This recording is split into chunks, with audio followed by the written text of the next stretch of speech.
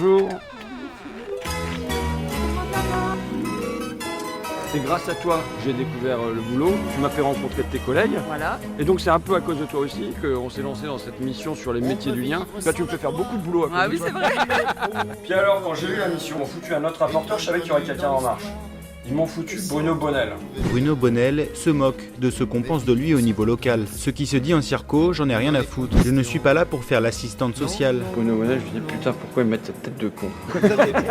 On n'entendait pas souvent parler des métiers d'auxiliaire de vie. Ça sera encore long, mais on parle quand même de nous. C'est juste dingue, parce qu'elles ont toutes la même vibration de don, d'amour, enfin ça prend au trip quoi. Mais vivre sans tendresse, on ne le pourrait pas. Non, non, non, non, on ne le pourrait pas. Je me réveille à 4h30 on va dire. Et puis le soir, le temps de rentrer, en gros je me couche souvent les 22h30. Et c'est 12 heures d'amplitude pour 4 ou 5 heures payées au SMIC, quoi. Vous diriez qu'ils sont exploités ces gens-là? C'est l'évidence. Donc toi t'es une travailleuse pauvre. Je suis une travailleuse pauvre, mais on aime notre métier. Moi j'aime ça, j'ai toujours fait ça, donc... Nous demandons par cet amendement des horaires dignes et un salaire décent. Voilà, la loi est partie, donc maintenant on va voir. T'as faut y croire. Rejeter. Mais oui, je parle avec colère parce que les gens vont continuer à se lever à 4h du matin, à être payés 3 heures à 10 euros. Vous laissez faire ça. Tes collègues, j'en ai marre. Nous toutes, on doit être tout ensemble, les femmes debout. Ensemble, on nous opprime, les femmes, ensemble, révoltons-nous. Bonjour Gilles Perret. Bonjour. Merci d'avoir accepté mon invitation. Gilles, tu es réalisateur. Tu as notamment réalisé ce documentaire sur le mouvement des Gilets jaunes, Je veux du soleil, avec François Ruffin, le député de la France Insoumise. Et depuis, pas depuis d'ailleurs, le mercredi prochain, tu sors et tu présentes en salle ce très beau film que moi j'ai beaucoup aimé, Debout les femmes, que tu as co-réalisé avec François Ruffin aussi.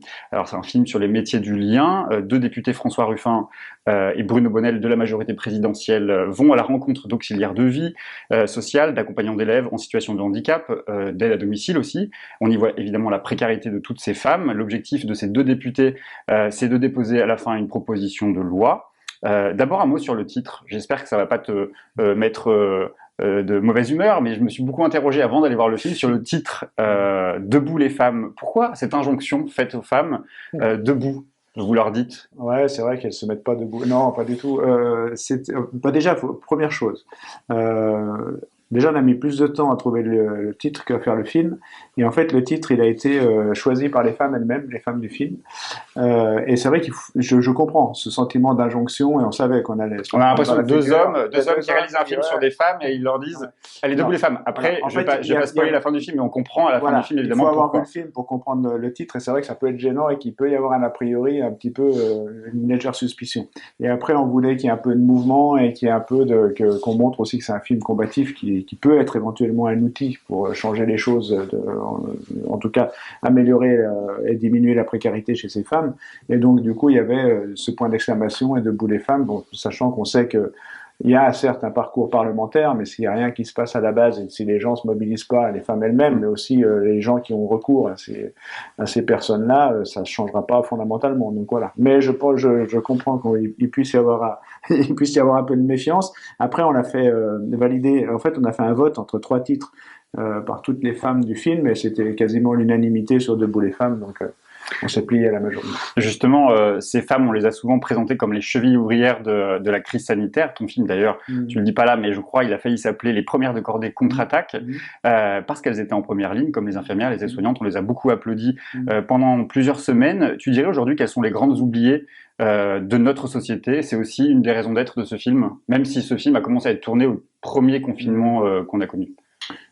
Oui, manifestement, c'est des grandes oubliées, parce qu'il y a des avancées qui sont à la marge et qui sont des avancées de bonne conscience. C'est que depuis, on connaît à peu près les préoccupations pour les classes défavorisées de la part de ce gouvernement, qui sont à peu près nulles. Après, il y a tout d'un coup un discours d'Emmanuel Macron qui dit il faudra se rappeler que notre pays tout entier repose sur les épaules de ces personnes que nos économies reconnaissent si mal. Il faudra se rappeler, mais lui, il ne s'en rappelle plus déjà. Donc le constat, il est assez amer. Après, on est dans une politique de bonne conscience et de saupoudrage, c'est-à-dire qu'effectivement, il y a quelques petites aides qui arrivent par moment, mais c'est juste parce qu'à force, ça va finir par se voir. Il y avait déjà un problème sur la loi sur le handicap, où ils étaient quand même, la majorité n'a pas été très brillante, sur les auxiliaires de vie sociale, où tous les amendements de François ont été balayés avec beaucoup de mépris, et donc du coup, tout d'un coup, il y a une espèce de saupoudrage pour dire, voyez, on n'est quand même pas si méchant que ça, mais on fait de la com, alors on communique énormément sur le pouillème qui est donné, et on oublie que les choses changeront vraiment pour ces femmes quand il y aura vraiment une loi, une règle, et qu'il y aura un vrai statut pour ces femmes-là, quoi. Donc évidemment, il y a beaucoup d'oubli, mais l'oubli est organisé. Je veux dire, on conçoit la politique pour être comme un poisson rouge qui tourne dans son bocal et qui au prochain tour il aura déjà oublié le truc et un problème en ramène un autre. Et donc nous, en faisant des films comme ça, on est là aussi pour graver cet instant-là dans le marbre et de se dire, bah oui, vous nous disiez de nous en rappeler, bah nous on se rappelle et au moins ce film il laisse une trace, comme le film sur les Gilets jaunes l'a fait. Après, faut pas se prendre pour ce qu'on n'est pas, on va pas toucher 60 millions de Français avec notre film, mais au moins on essaye de contribuer à notre échelle à ça, quoi. On découvre plusieurs femmes qui sont engagées presque dans leur métier, qui ont une passion, des personnes pour lesquelles elles s'occupent. Elles sont toutes extraordinaires dans le film, on le voit, elles ont toutes des personnalités très fortes et en même temps on les sent parfois démunies, abattues, parfois envie de renoncer et d'arrêter. Comment vous les avez trouvées, ces femmes? Comment vous avez décidé d'aller vers tel et tel, d'abord corps de métier, mais aussi ces femmes, comment vous les avez trouvées? C'est en faisant ce tour de France que François... Ouais, faut connaître François, que le fait que ça fait 15 ans qu'il travaille sur le sujet, donc du coup, il y avait quelques femmes qui connaissaient déjà, sur lesquelles on s'est appuyé, notamment à Amiens, à Ville. Et ensuite, ça a été un peu au fil des rencontres pendant la mission d'information parlementaire et un peu au feeling. Et puis après, c'est vrai que on a quand même l'habitude de travailler dans ces milieux sociaux-là. Donc c'est pas quand on débarque chez ces femmes-là, parce qu'elles sont, tu dis, elles sont formidables et tout comme ça, mais c'est pas Hollywood qui débarque. Tu vois, c'est un attelage qui est quand même qui ressemble pas à grand-chose. On est que les deux dans la bagnole pourrie de François. Donc c'est quand même et du coup, on est quand même vite à l'aise et en même temps, on a très vite senti que de donner un peu de visibilité, de la reconnaissance en s'intéressant à elle, tout de suite ça a été de la fierté en fait. C'était pas de la méfiance ni quoi que ce soit, et donc du coup on n'a jamais eu de refus, jamais eu quoi que ce soit, et on les a embarqués aussi dans notre histoire, puisqu'on les voit à la fin du film, elles vont accompagner le film, et c'est magnifique, et ça, je crois que c'est aussi intéressant de voir que quand on s'intéresse à des gens, tout de suite ils relèvent la tête, et là où ils sont abattus au début du film, où ils se cachent, où eh bien quand on les met en groupe déjà, on voit cette assemblée fictive à la fin, à quel point ça donne de la force, de la visibilité, les corps se relèvent et elles prennent la parole, et ça, je crois que c'est intéressant de voir que voilà, quand on s'intéresse à des gens, quand on les met en valeur, et surtout quand on les met ensemble, on se sent fort et digne. Et je crois que ce film il raconte aussi ça. Oui, justement, qu'est-ce qu'elle... J'imagine que vous êtes encore en contact avec elles, que parfois, sans doute, elles sont présentes pour des avant-premières du film, puisqu'il sort mercredi prochain.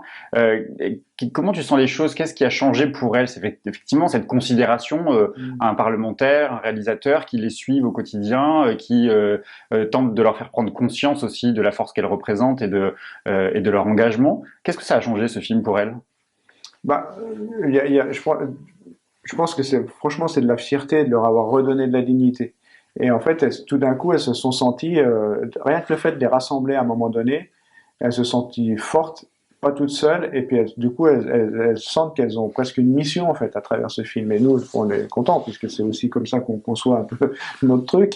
Et elles sont super fières d'avoir participé, et c'est pour ça qu'elles continuent de nous accompagner.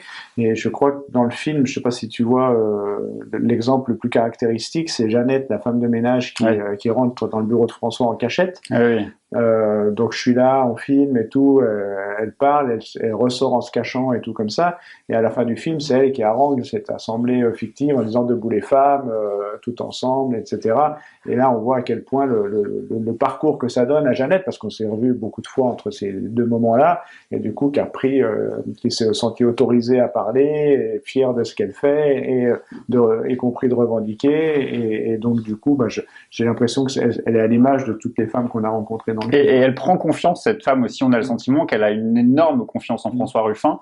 C'est aussi ça qu'il a transmis, que souhaite faire François, ou en tout cas que moi j'ai senti aussi dans ce film, c'est-à-dire cette espèce de vent collectif dans la société où il y a une défiance vis-à-vis du politique, et là ces femmes tout d'un coup trouvent une espèce petit espoir en la personne de François qui se bat justement pour elle, qui le fait depuis le début de son arrivée à l'Assemblée nationale.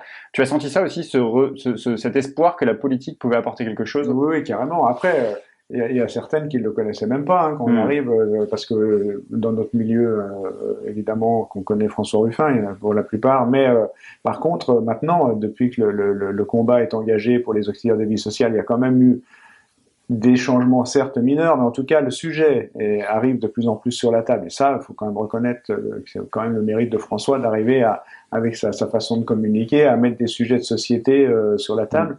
Et donc du coup, moi je vois, puisqu'on est quand même de temps en temps ensemble, c'est quand même souvent qu'il se fait alpaguer par des auxiliaires de vie sociale ou les femmes de ménage à l'Assemblée qui ont trouvé en François un allié et qui leur ont donné de la visibilité et encore une fois de la dignité. Parce que dans le film, il y a bon, certes, il faut se battre pour un statut, il faut se battre pour qu'elle gagne un peu mieux, mais je crois qu'il y a un des autres sujets, c'est aussi la dignité et la reconnaissance. Et là, je pense que le travail de François y contribue, et j'espère que nous aussi, avec le film, on y contribue. Alors, il y a un duo aussi qui est assez extraordinaire dans ce film, c'est François et le député Bonnel, Bruno Bonnel. On voit cette scène où ils se rencontrent, parce que je crois me souvenir que dans le film, vous expliquez que la mission d'information parlementaire, en fait, on nomme à côté de François un député, il se retrouve avec Bruno Bonnel, donc il n'a pas forcément une grande sympathie comme ça au premier abord, ce fameux député pas de la République en marche, si au début du quinquennat il était la République en marche, je crois qu'il s'en est un peu émancipé, même s'il fait toujours partie de la majorité présidentielle, mais qui a aussi participé à des aventures de télé-réalité où il faut trouver un job, enfin je crois que c'est un truc qui est inspiré des États-Unis que Donald Trump lui-même avait incarné.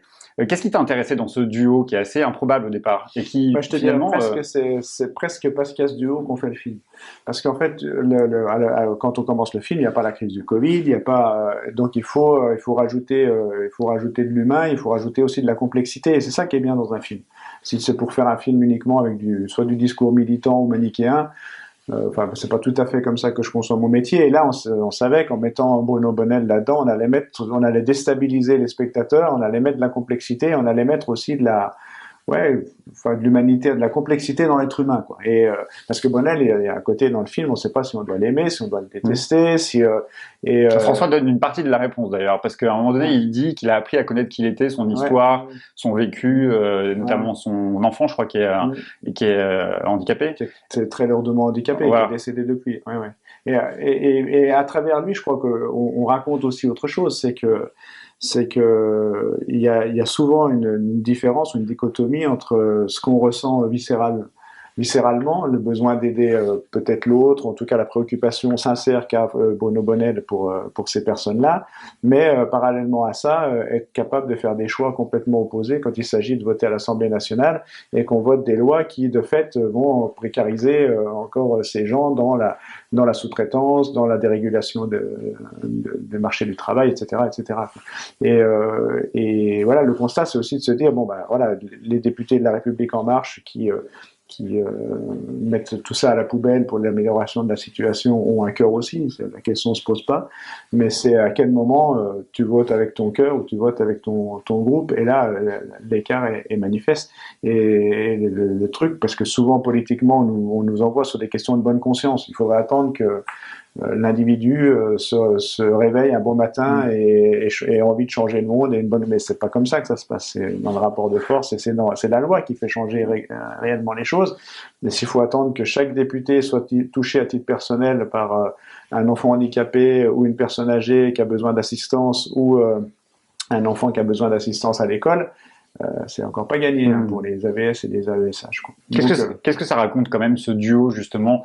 On a le sentiment qu'il y a une part de vous deux, de montrer quand même que par la discussion, par l'échange politique, deux personnes qui sont visiblement, pas que visiblement, puisque dans les votes aussi ils sont totalement opposés politiquement, qu'on peut faire avancer un certain nombre de choses par-delà les clivages politiques. Ouais, je crois qu'il y a cette volonté-là, sans nier la question du parti politique et du besoin de radicalité à un moment et du besoin de rapport de force. Je crois qu'on le montre aussi, parce que visiblement, il n'y a rien qui marche quand même, globalement. Donc, mais c'est sûr que je pense que c'est pas en s'enfermant non plus uniquement avec les gens qui pensent la même chose qu'on va forcément faire progresser la société. Donc ça montre aussi ça, quoi.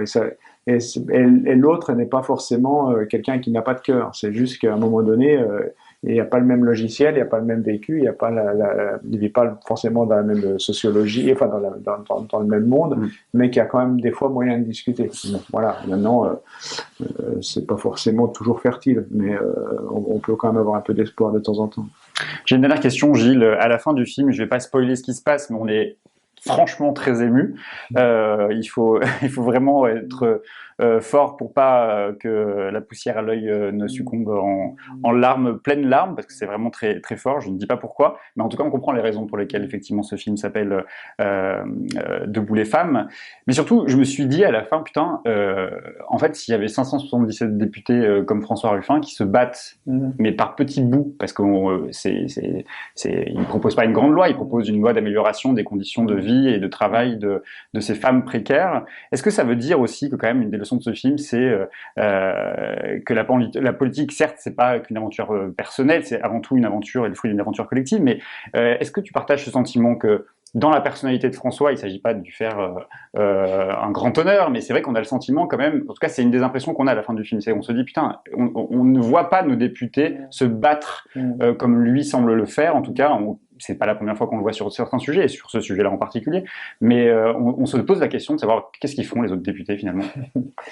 Déjà, je crois que faut pas, ça tombe bien, il n'est pas là François, mais en tout cas, faut pas lui enlever sa sincérité et l'énergie qu'il met dans la bataille, et ça, les gens ils le ressentent, et donc du coup, effectivement, on aurait besoin d'avoir 577 députés qui vivent au quotidien ce que vivent les millions de Français, mais c'est sûr que on voit bien le profil sociologique des représentants à l'Assemblée nationale, c'est une véritable catastrophe. Ce sont tous les mêmes qui ont été castés pour ça, tu vas me dire. Et donc du coup, ils sont d'autant plus obéissants qu'ils ont été castés uniquement et qu'ils sont devenus députés uniquement parce qu'à un moment donné, ils ont mis leur gueule sur une affiche à côté de Macron. Et donc ils lui doivent tout. Mais en même temps, le profil est toujours le même, c'est SP+, ou profession indépendante, etc. Et donc du coup, je pense que chez les députés marcheurs, ça arrive assez rarement que même le dimanche en famille, ils mangent avec une AVS ou une AESH. Donc en fait, il y a une déconnexion tellement énorme. On le voit aussi dans le film avec Bruno Bonnell. À chaque fois, on a l'impression qu'il découvre le quotidien de ces femmes, qu'il a sincèrement envie de... Mais bon, tu te dis, un député qui est censé représenter le peuple, c'est normalement, tu mets les mains dans le cambouis et puis tu essayes de comprendre ce qui se passe. Et effectivement, on peut dire que c'est pas le cas. Après, il y a aussi, clairement, il y a aussi leur chef qui n'a aucun intérêt à ce que les choses changent. Et donc, du coup, eux sont très obéissants. Et puis, en même temps, on voit aussi qu'il y a dans cette majorité-là, enfin, puisque j'ai eu l'occasion d'aller à l'Assemblée souvent, c'est carrément flippant de se dire que l'Assemblée nationale est censée représenter le peuple, alors que quand vous êtes là-bas, d'autant plus si vous venez de province, vous ne voyez aucun profil que vous croisez chez vous le matin ou l'après-midi ou le soir. C'est-à-dire que c'est rencontre du troisième type. Vous avez l'impression de croiser toujours le même député ou toujours la même députée, le même style vestimentaire, et encore une fois les mêmes classes sociales, et qui sont censés représenter la nation. Donc il y a un vrai problème de représentativité, et on peut dire que François, avec son style et son application sur le terrain, de partir toujours de la base pour faire remonter vers le haut, il dénote là-dedans, mais ça fait quand même du bien, ça met un peu d'oxygène, et du coup ça énerve d'autant plus les marchands en face. J'ai une dernière question, j'ai dit que c'était ma dernière question, mais finalement j'ai envie de t'interroger sur quelle peut être la portée d'un film au-delà de ce que ça raconte et de ce que ça dit, de ce que l'on voit, de la précarité de ces femmes et en même temps de leur engagement et de leur envie de continuer leur bataille, de mener cette bataille. Quelle peut être la portée d'un film comme celui-là? C'est de sensibiliser l'opinion, ou est-ce que ça peut aussi toucher les collègues de Bruno Bonnell aussi à l'Assemblée nationale? Je crois déjà que on fait un film déjà, donc avec aussi des affects. Enfin, c'est important. C'est-à-dire que c'est pas un film, c'est pas un tract politique, pas du tout. Et donc du coup, je pense qu'on est capable de prendre par les sentiments, par le rire, par l'émotion, par les pleurs, par la colère. On est capable d'emmener avec nous des spectateurs qui partagent pas forcément les mêmes opinions que nous. Et c'est pas un piège, c'est juste comme ça, parce que sincèrement, qui en regardant ce film ne veut pas être touché par l'injustice et par le mépris qui est affiché pour ces femmes qui font un travail de dingue avec des amplitudes horaires de malades. Donc on espère que ce film, qui est destiné quand même à un public cinéma, qui est quand même un public à essai, qui est quand même constitué quand même de classes un peu supérieures et tout, eh bien il va bien falloir qu'il y ait une alliance aussi entre les gens qui travaillent vraiment sur le terrain et les gens qui ont recours à ces personnes-là, et que du coup ça puisse faire un levier un peu puissant. Puis après, nous, qu'on soit aussi Ce film, ça peut être un début sur le combat, mais que ça puisse être un outil qui puisse, et que les gens puissent s'en emparer et puissent le faire voir et que les gens, le cinéma ça coûte cher, mais que des gens aient envie d'emmener des AESH, aient envie d'amener des AVS au cinéma pour que justement elles se sentent pas seules. Parce que le gros problème de ces professions, c'est que ce sont des professions hyper atomisées où chaque femme a l'impression de vivre toute seule dans son coin, cette précarité, ces souffrances et ces mauvais salaires. Et donc du coup on baisse la tête, on se renferme.